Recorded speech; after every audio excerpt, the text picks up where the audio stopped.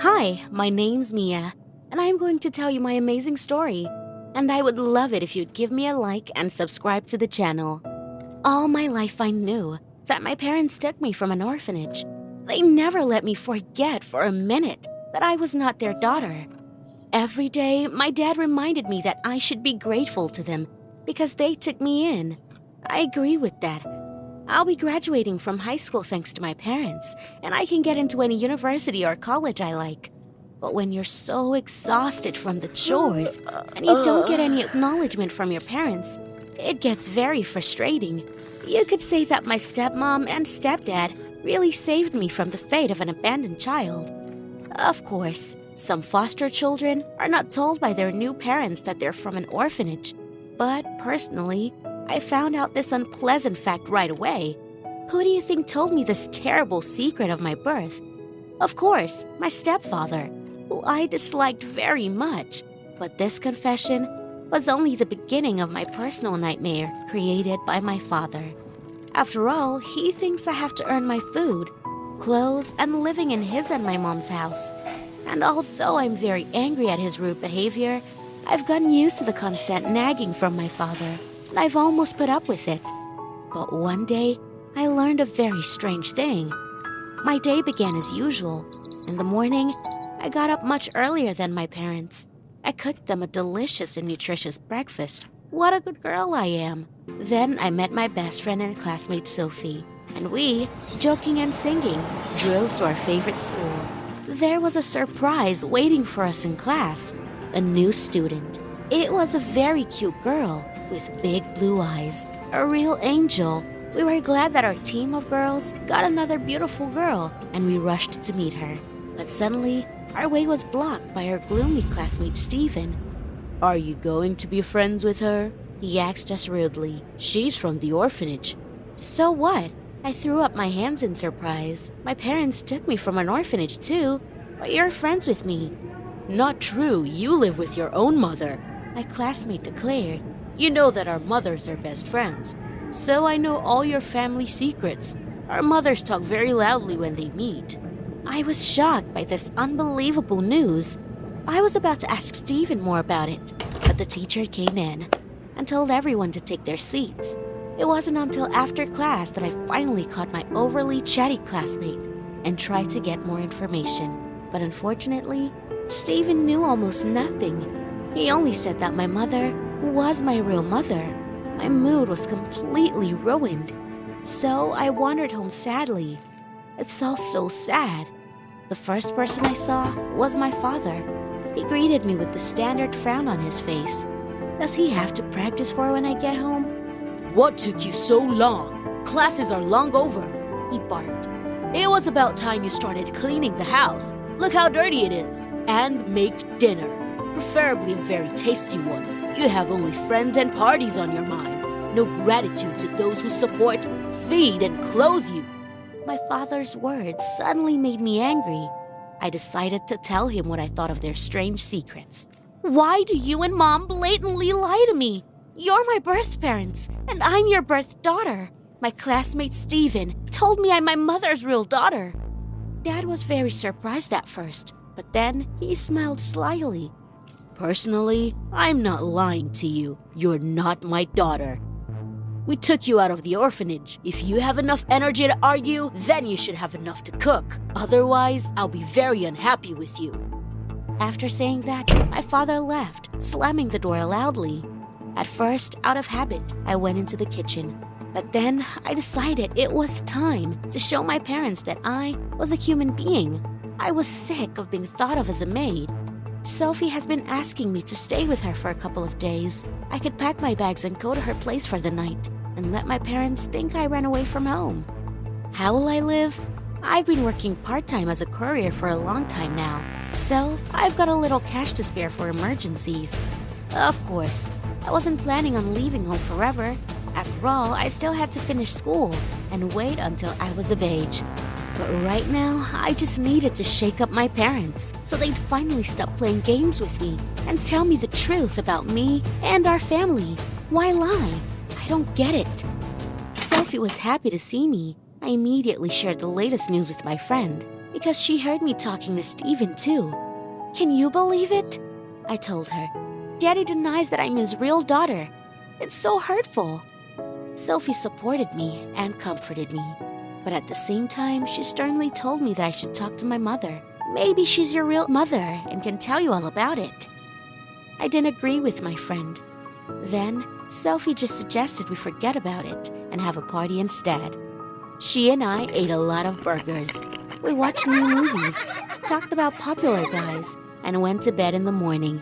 Now that's the real life of a high school student, when all I see is school and work and endless household chores. I just pushed these thoughts away and fell asleep sweetly. And in the morning, I went to work. Afterwards, agreed to meet Sophie at a coffee shop. Were my parents looking for me? Yes, my mom called, but I didn't pick up because I wasn't ready to talk to her. Of course, I had a lot on my mind, but my resentment for all the lies they told me over the years took over. Let them suffer a little more.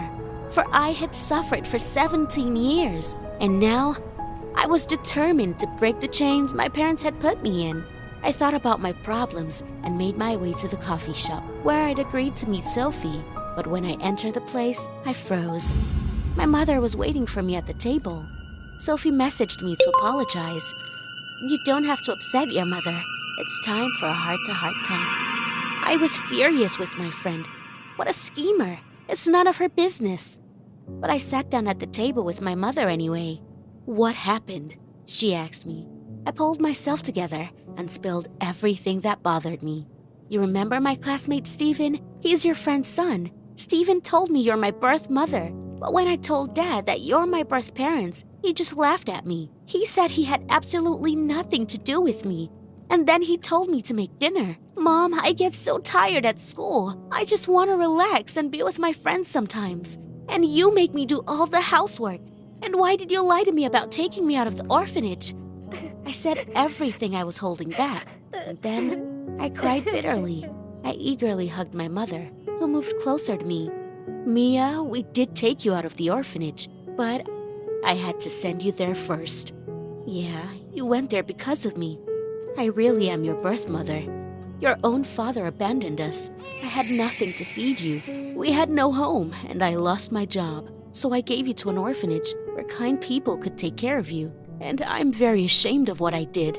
Then, a year later, I met your new daddy, and I talked him into taking the baby out of the orphanage. He can't have children of his own. Your stepfather resisted for a long time because he doesn't like babies, and he never wanted a baby. But I had to take you home, and I also wanted no one to know about what I'd done. So I never told you about it. I only told my friend once. And see how that turned out? I'm such a bad mother. Mom cried and hugged me tight, and I kept quiet because it hurt so much. It hurt to know what a hard life my mother had lived. We sat there for a while, and then we went home. In the morning, I got up and packed. I made arrangements with my friend Sophie to stay with her for a while, and I went to my mom's house to warn her about it. Why are you leaving? She asked sadly. I told her it was hard for me to live in this house because Daddy will continue to make fun of me like this. I love you, Mom, I said. I'm really not mad at you. I really am. I just want to be alone. Maybe in a week. Maybe I'll come home. Mom nodded and silently hugged me, and I headed for the exit of the house I had long considered my own. But my dad suddenly stopped me in my tracks. Where are you going again? Answer me. Who's going to make me breakfast? Do you maybe think I should do it myself?